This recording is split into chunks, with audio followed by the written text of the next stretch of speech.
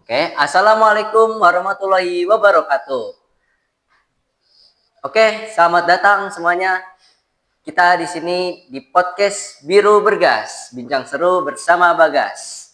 Nah, pada episode kali ini kita kedatangan tamu spesial nih.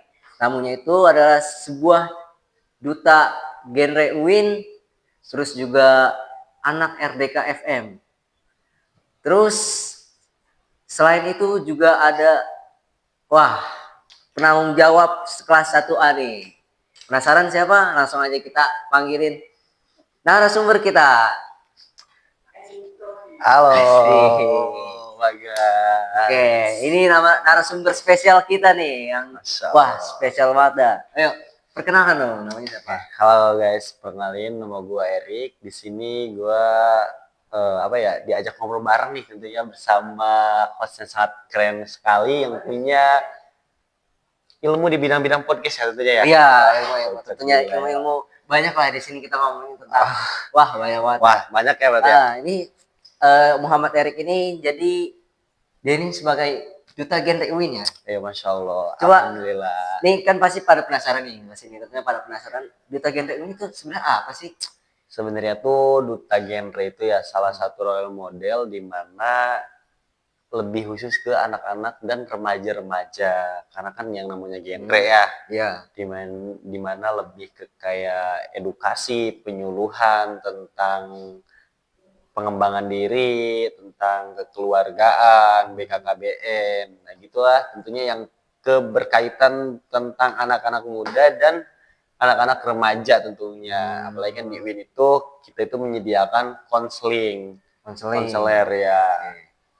Oh, wah kira-kira begitulah. Ya kira-kira begitulah. Genre ya. Iya. Itu dalam ruang lingkup seluruh UIN doang atau ada di luar UIN?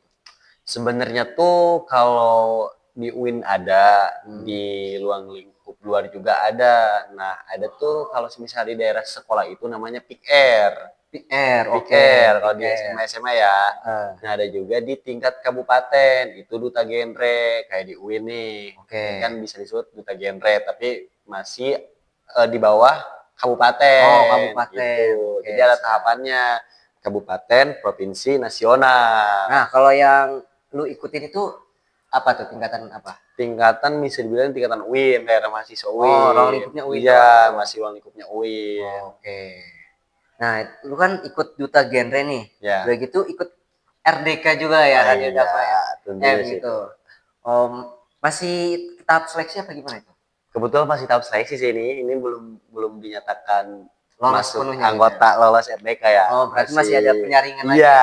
Oke, kita doain kita doain Muhammad Erik ini lolos RDK ya. Amin. Tentunya sih itu harus banget sih. Ya, terus kan udah ada duta genre nih, duta genre UIN sama RDK FM. Iya, di UIN. Itu udah padat banget tuh. Lumayan sih. Lumayan. Nah, ada lagi sebagai penanggung jawab matkul SPI itu sejarah peradaban Islam. Ya, sejarah peradaban Islam. Oke, kenapa sih mau banget itu jadi penanggung jawab SPI itu kira-kira? Sebenarnya tuh agak ada ketertarikan di bidang sejarah ya. Karena kan sejarah itu masa lalu.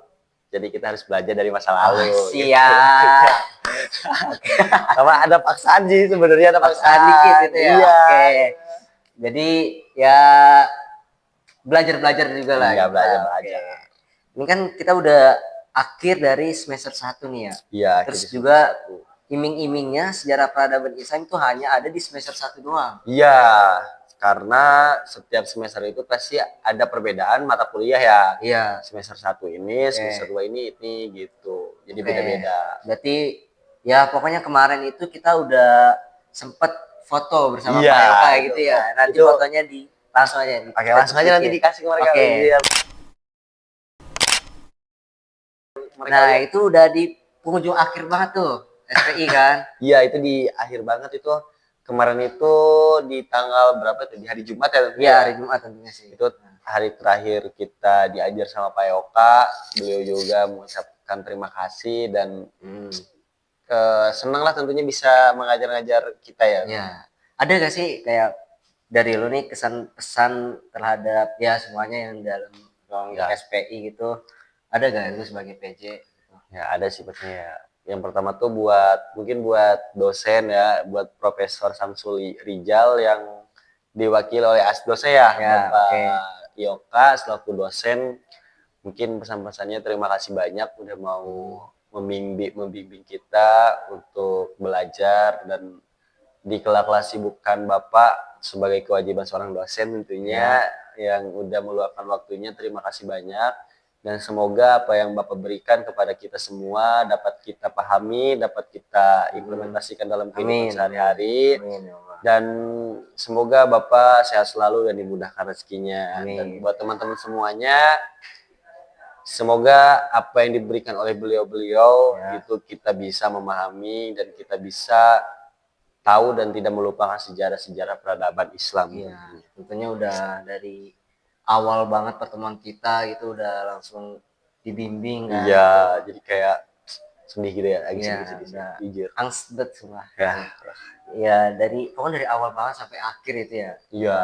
Ya pokoknya juga dari saya Pak Yoka dan Dokter Samsul Rijal sehat selalu dan dimudahkan rezekinya. Mohon maaf di sini saya sama Erik mewakili teman-teman mohon minta maaf apabila kelas 1A selama dibimbing sama Dokter Samsul Rijal dan Pak Yoka Latif itu masih banyak salahnya gitu. Ya mohon maaf ya Pak gitu. Ini kok jadi statement sedih gitu ya? Oke, jadi klarifikasi Oke. dia. Iya, oke. Maksudnya diklarifikasi. Nah, di sejarah peradaban Islam nih, Iya. tentunya dari kayak pembahasan pertama itu mengenai apa Khulafaur Rasyidin Rasidin. dan pembahasan terakhir lah pokoknya itu kira-kira materi mana yang mudah ditangkap gitu dari Sebenarnya sebagai sih PJ. semua materi itu kalau misalnya kita benar-benar niat dan mau itu semuanya mudah ya. Iya, untuk pasti. dipahami, apalagi kan berkaitan dengan sejarah masa-masa yang sudah kita lalui. Iya, walaupun kita cuma bisa jadi eh, kayak cuplikannya aja nih, nggak misalkan Iya. kayak ya kita bisa baca doang, nggak jadi saksi langsung kan. Gitu. Nah, jadi yang bisa kita pelajari ya udah di buku doang gitu. Iya. Tuh, lanjut. Dan mungkin yang paling seru di Pulau Rosidin sih. Oh, Khulafaur Rasyidin berarti kalau nggak salah ya materi pertama kelompok 1 itu ya. Iya, materi pertama kelompok 1 kalau nggak salah. Khulafaur Rasyidin. Iya, Ngomong Khulafaur Rasyidin nih. Iya. Kayak apa sih Khulafaur Rasyidin itu kan katanya kan di Khulafaur Rasyidin itu dianggap sebagai zaman kemasan umat Islam. Iya, Kemasan. betul banget itu. Nah, itu apa tuh? Kira tuh. Sebelumnya sih kita harus mengenal kisah Pulau Rosidin tersebut ya, yang awal ya. Yang awal tuh. Kan Pulau Rosidin itu adalah 4 pemimpin ya. 4 pemimpin.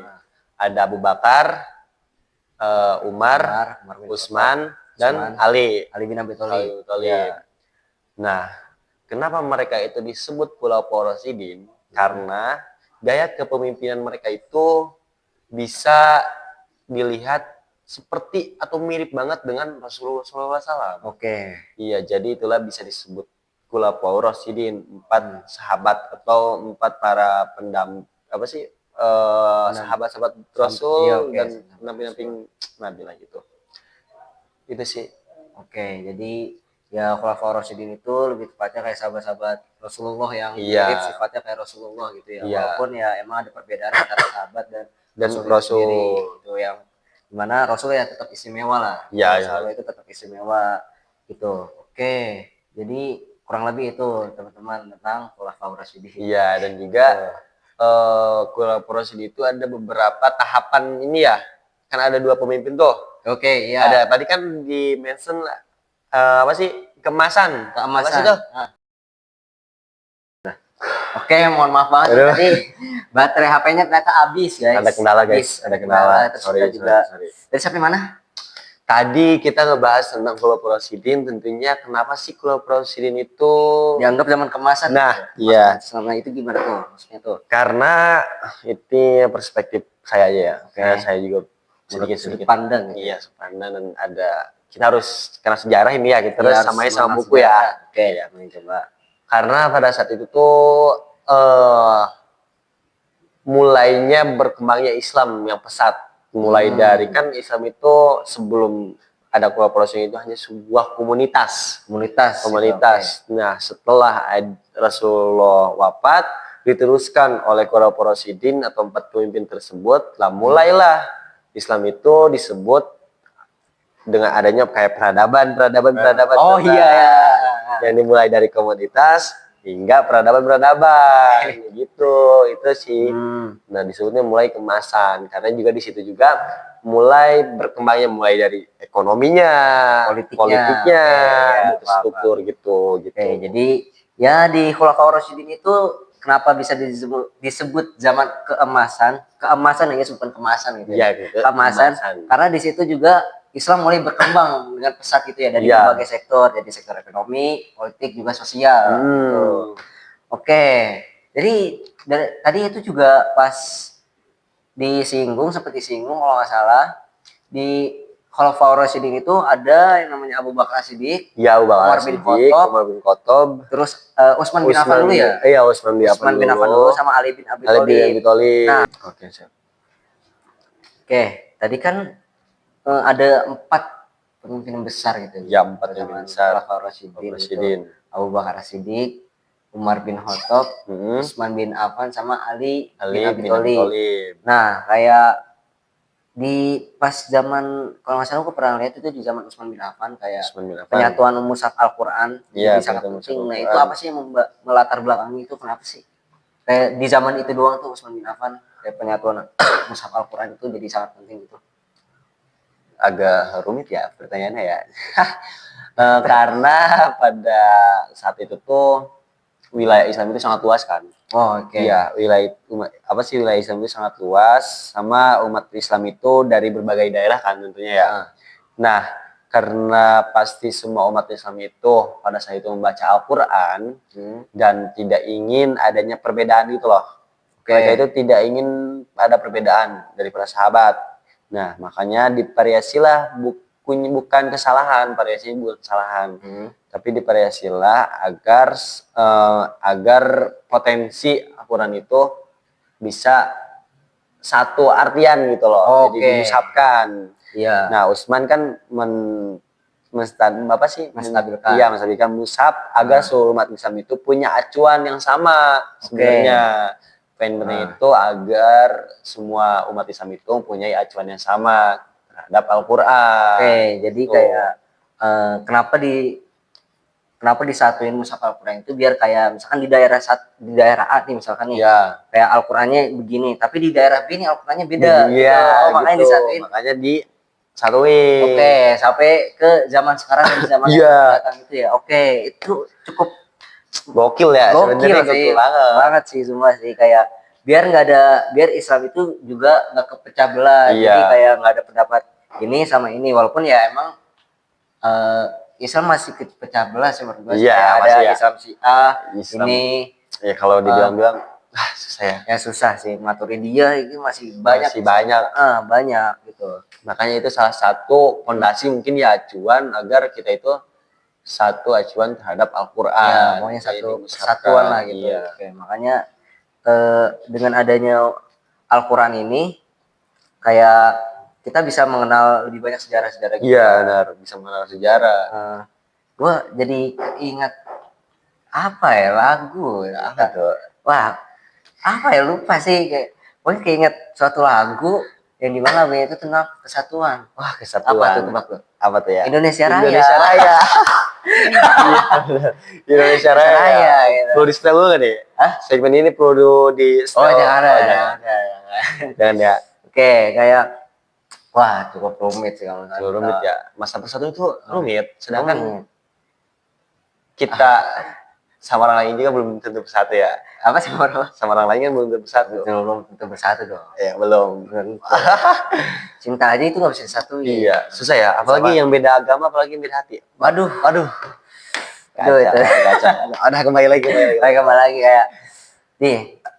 Sebenarnya ini pandangan lo aja sih. Iya. Pandangan lo kan di masa Utsman. Iya, masa Utsman. Bin Affan itu kan ada perang Jamal sama perang Siffin kan. Dari sudut sejarah itu pandangan lo itu apa tuh?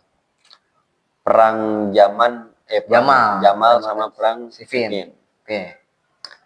pandangan lu aja tuh, opini yang lu dapet selama belajar sejarah peradaban Islam, terutama di materi Khulafaur Rasyidin. Apa tuh?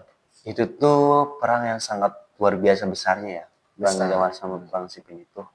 Karena pada saat itu adanya konflik ekonomi ataupun politik yang sangat turun drastis, Oke. yang tidak stabil. Sedangkan itu perang Yamal. Kalau sebenarnya perang Sippin, apa ya? Sippin ya tadi ya? Siffin. Siffin. Antara Ali dan Muawiyah, Iya. ya kan? Muawiyah bin Abi Sufyan atau Iya, Oke. iya Muawiyah bin Abi Sufyan. karena memperlihatkan betapa perbedaan strategi politik. Oke. Tuh kan lagi dan lagi. Politik.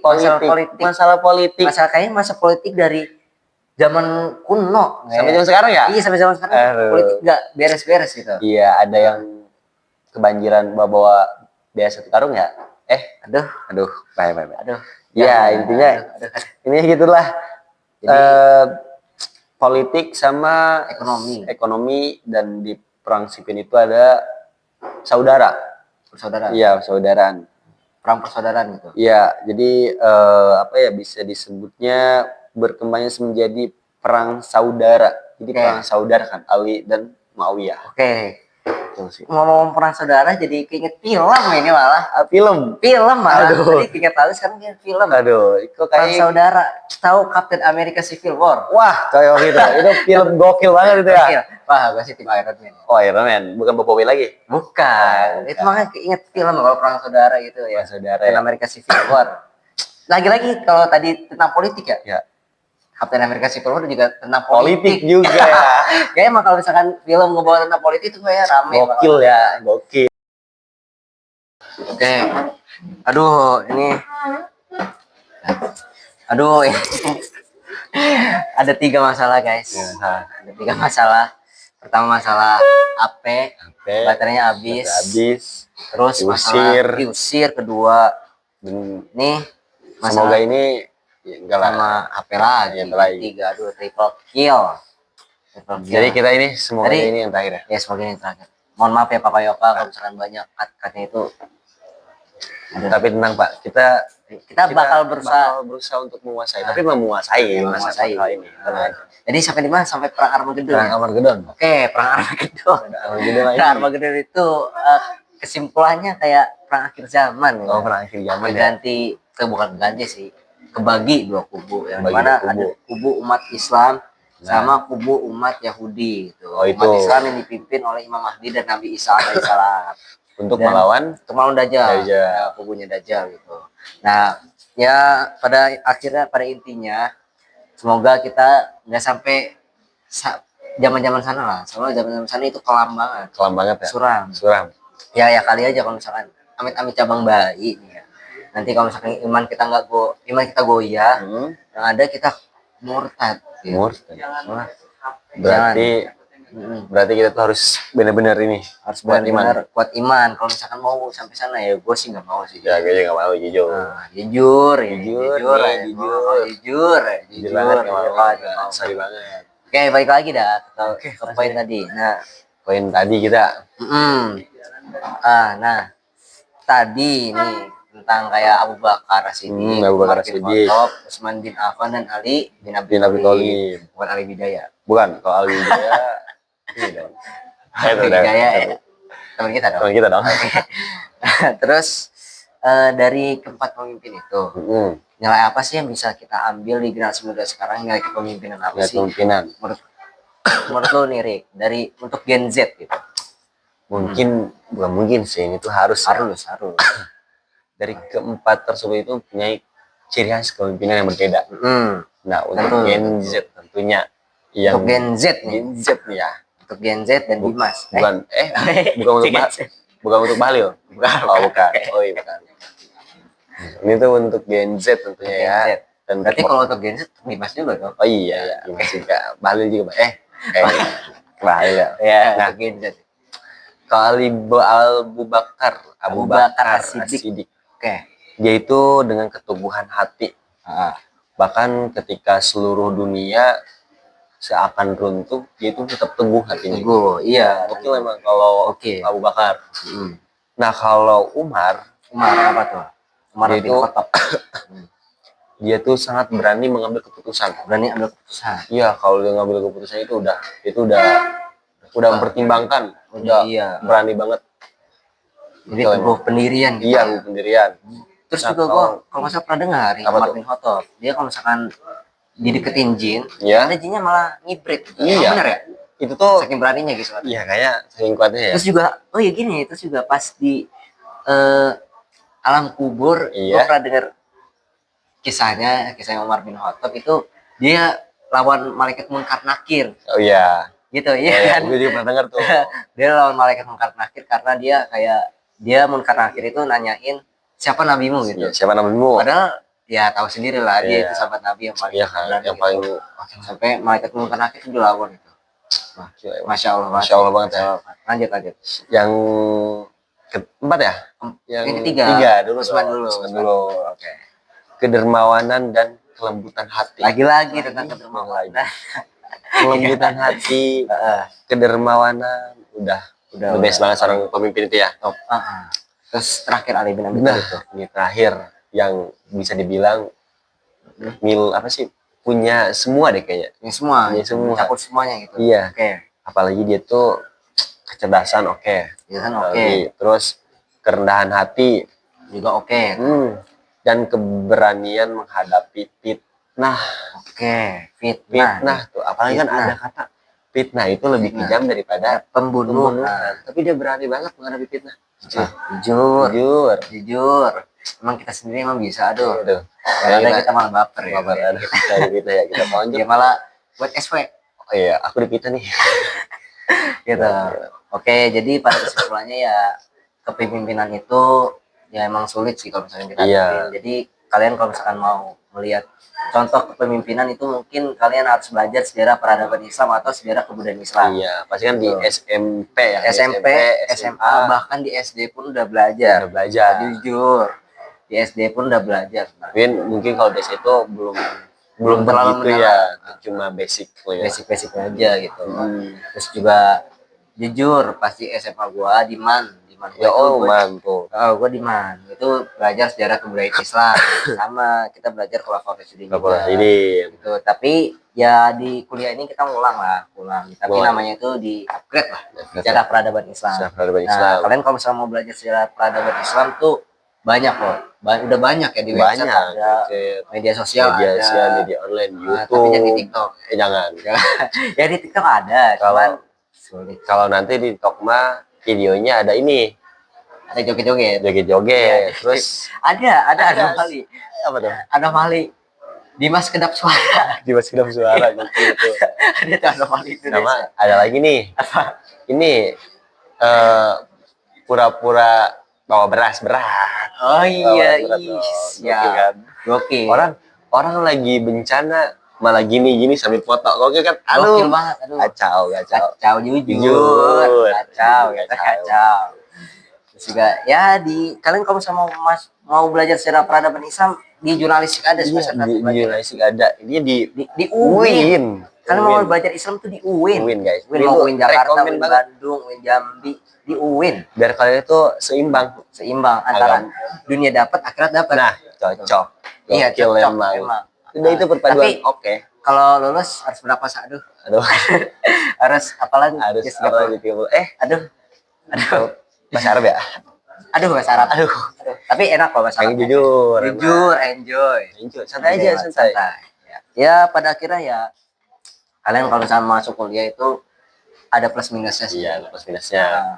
Yang penting ya kuat-kuat lah. Kuat gitu. Tetap belajar gitu. Tetap ya untuk generasi yang akan datang lah kita ini gitu. Banyak belajar. Karena kan banyak tuh yang lagi viral. Belajar yang pintar biar jadi udah. Belajar yang pintar. Oke. Gokil emang. Gokil. Nah, pada akhirnya gitulah kalau kalian mau mempelajari tentang Islam banyak kok di UIN ya. Kalau nggak mau masuk UIN mungkin ya belajar otodidak.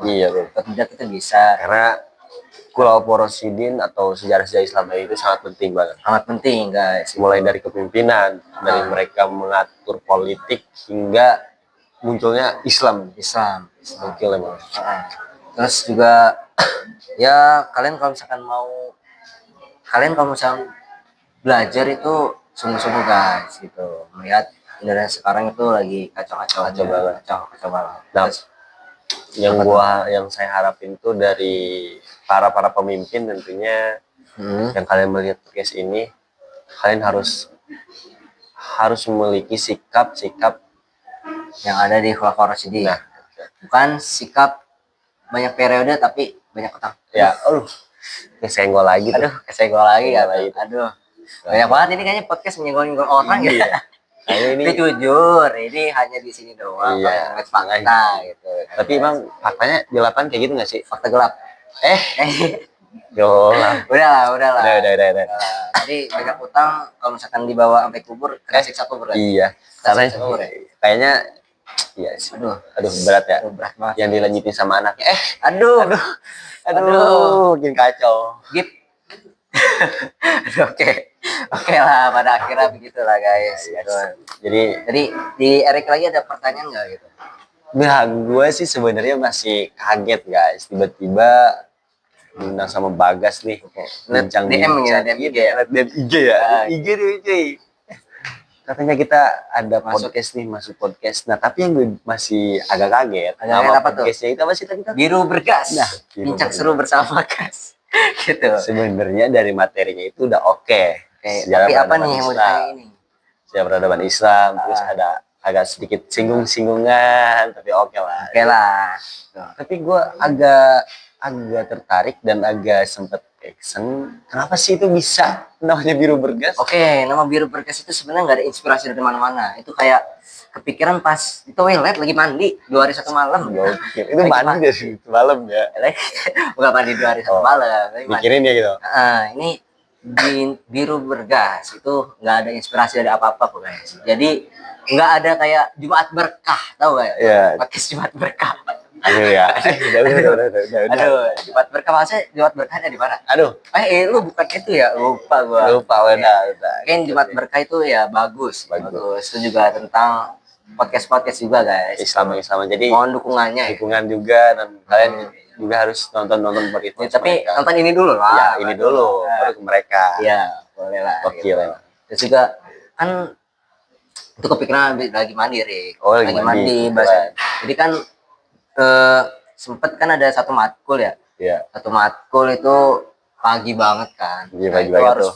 Pagi banget jam 7.30 ya harus dari sana gitu. Jadi ya mau banget mandi dulu lah. Dan kayak si itu belum mandi gitu, belum mandi. Oh, ada juga belum mandi. Di sana deh kelas 1A ya. Benar-benar satu matkul dia nggak mandi pagi-pagi. Gokil ya.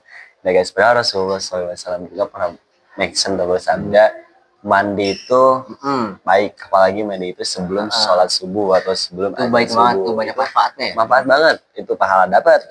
Pahala dapat.